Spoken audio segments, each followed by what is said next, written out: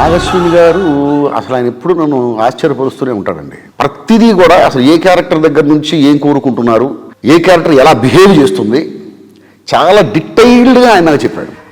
Ashwatthama character 8 feet ఉంటుంది, అది imagine చేసుకొని రాయండి అని చాలా క్లియర్గా చెప్పి నాకు అమితాబ్ గారికి రాసే అవకాశం ఇందులో ఎక్కువ ఉంది. ప్రతి డైలాగు ఆయన నోటి వెంట నుంచి వస్తూ ఉంటే గూజ్ బంప్స్ వచ్చాయి నాకు నిజంగా.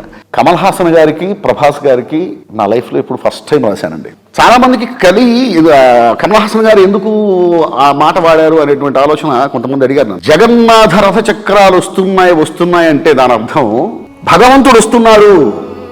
సుమతి అనే క్యారెక్టరే ఆ భగవంతుడిని మోసుకొస్తున్నటువంటి జగన్నాథ రథం. సో జగన్నాథ రథ చక్రాలు వస్తున్నాయి, నేను వెళ్ళి ఆ రథ చక్రాన్ని ఆపేస్తా, భూకంపం పుట్టిస్తా, భూమార్గం పట్టిస్తా అనేటువంటి సెన్స్లో ఆ క్యారెక్టర్ చెప్తుంది. భైరవాకి బుజ్జికి మధ్య ఒక అద్భుతమైనటువంటి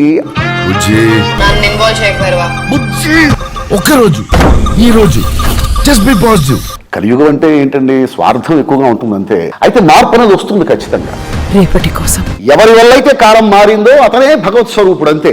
సమాజాన్ని తీర్చిదిద్దేవి మన పురాణాలు, మన ఇతిహాసాలే.